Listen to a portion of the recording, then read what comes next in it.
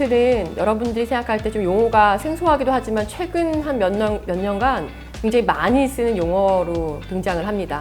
그래서 혁신적인 아이디어로 사회 시스템에서 어떤 변화를 추구를 통해서 한 분야 전체를 바꾼다거나 아니면 사회 전체에 긍정적인 영향을 미치는 활동들로 정의를 합니다. 윤희님이 생각하시는 꽂혀있는 소셜 임팩트, 사회 문제가 어떤 것이 있어요? 굉장히 많이 있습니다. 모든 것들이 사실상 소셜 임팩트에 속한다고 보는데요. 근데 가장 크게 환경이랑 불평등적인 부분을 굉장히 많이 신경을 쓰고 있습니다. 피해자 성장이라고 해서 빈익빈 불구가 극대화되는 상황 속에서의 그런 불평등한 경제적인, 계층적인 불평등, 그리고 기후 위기로 불릴 만큼 이제 우리 코앞에 닥친 이제 많은 재앙들, 또 기후 재앙들을 막는 일에 또 이런 소셜 임팩트를 또 행사하는 것, 또 그런 것들에 저는 이제 많은 관심을 가지고 있습니다. 저는 거버넌스 공론장을 만드는 거에 대해 집중을 했었거든요.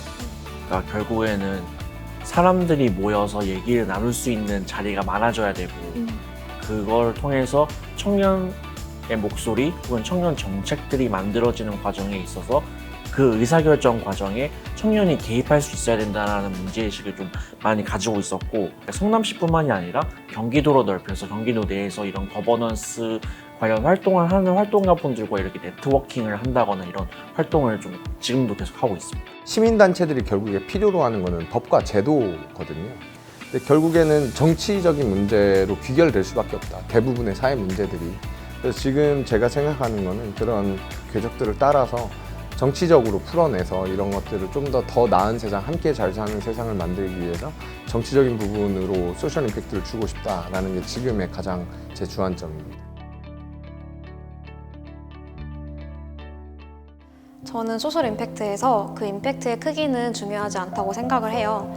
왜냐하면 사회에서 이슈가 되는 것만이 소셜 임팩트를 가지고 있다고 생각하지 않기 때문인데요. 세상의 각각의 그 사회 속에서도 저마다의 어려움을 갖고 있기 때문에 그 어려움 속에서 충분히 저마다의 소셜 임팩트를 찾을 수 있다고 생각을 합니다. 저는 이 활동을 하기 전까지 제가 사회적으로 어떤 영향을 끼칠 수 있는지에 대해서 깊이 고민해 본 적이 없어요.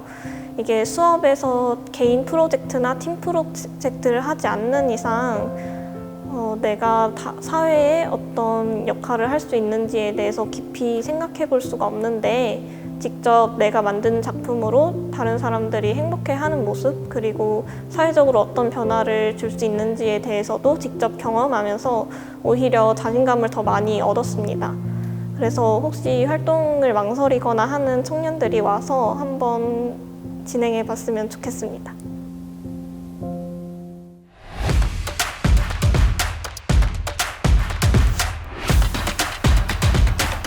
내 스스로가 생각하는 삶의 가치가 이거라면 주변에 어떤 흐름들, 반대들, 어떤 얘기들에도 한 번쯤은 고해볼만 하지 않을까. 근데 그게 저는 20, 30대 우리들의 특권인 것 같거든요. 그렇게 앞만 보고 한번 달려볼 수 있는, 어떻게 보면 유일한 시간이 지금이 아닐까라는 생각이 들어서. 청년들이 ESG를 중요하게 생각해야 하는 이유가 있나요? ESG에 대해 관심을 가지고 알아보고 있는데 주변에서는 세계적으로 중요한 문제에 전혀 관심이 없을 때 가끔 속상함을 느낍니다.